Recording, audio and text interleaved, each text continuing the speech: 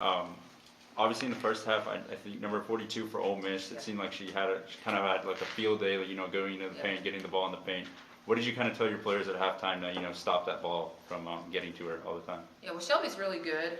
She's a load to guard. She moves her feet well. She understands positioning, and she can shoot the basketball too. So she's a tough matchup. I think we did a better job of staying closed down on her in the third quarter and making her touches a little more difficult. And then we sent someone to sit in her lap, so it wasn't as easy to pass it to her.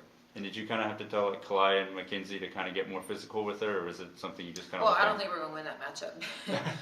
The way to guard her is your quickness. Continue to move your feet. Don't let her get a part of your body or a piece of your body, because if she gets a piece of your body, it's really hard to get around her. So the other thing we did a better job of was not letting her get so low on the block. I think in the first and second quarter, she kind of meanders you to sleep, and before you know it, she's got you on the block. And once she gets on the block, it's hard to get her off. So we did a better job of keeping her high and just making it difficult for her to catch.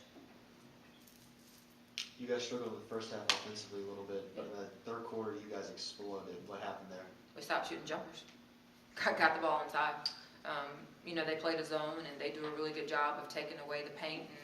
And our post players sealed a lot better, and our guards did a better job of looking for them, so we were able to get the ball inside. And then Mac did an incredible job of running the floor to give us some easy buckets in transition to kind of get us back in the game and get the lead. So I think it started with defensively, not allowing them to score, which allowed us to rebound and run.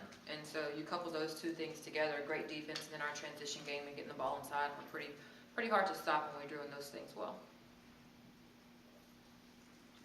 Coach Kalaya had two more blocks this afternoon. What have you seen from her in terms of development with her blocking, and then just as a defensive player overall?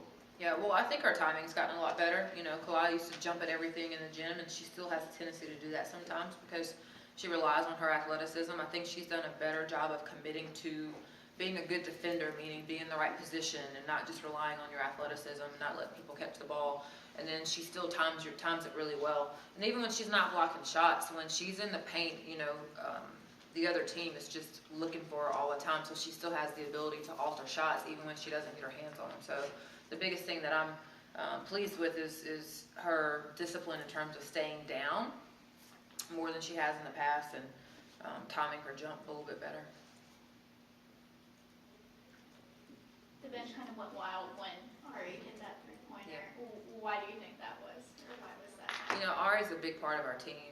She was a walk-on last year who earned a scholarship at the end of the year. She shows up every single day and works her butt off and doesn't really get to play. And that never deters her mood. It never deters her ability to come out there every day and run sprints hard and execute and know what we're running. And so when she has an opportunity to play, those other girls are excited for her, and they're cheering her on, and they're doing everything they can to get her the ball so she can score. So that's just kind of the excitement that you saw when she knocked down that three.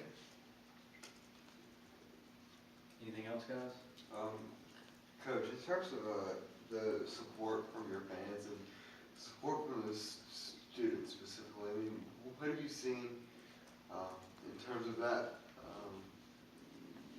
each home game, and what is your reaction to players maybe being outward and reaching out for students to come? Come to games. Number one, I think we have the best fans in the country. The crowd we had today, I think it was over 4,000. For that to be the case on a Super Bowl Sunday, it's amazing. And we continue to challenge them to come out, and they continue to answer the call. And that starts with our Fast Break Club. They do a great job of supporting us on the road, at home, and then getting the word out and bringing more people into the Coliseum when we play. In regards to the students, at Missouri we have students there. The Spike Squad was there. That's going to continue to get better as we continue to win and be successful, but that's not anything that we want them there, but that's not what we look for in terms of it being a focal point. If we handle our business, then all that comes, and that's the conversation that we continue to have with our team. You do what you're supposed to do, control what you can control, and leave the rest up to the variables, and it'll take care of itself.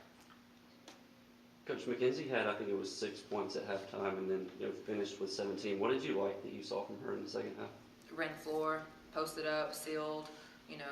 Her and Clyde both can shoot the basketball, and But some games it's going to be inside, and she did a really good job of recognizing that she wasn't getting the outside looks that she normally gets, or maybe even wasn't making that shot. And so, to her credit, she found another way to score. She ran the floor, she posted up, she got rebounds.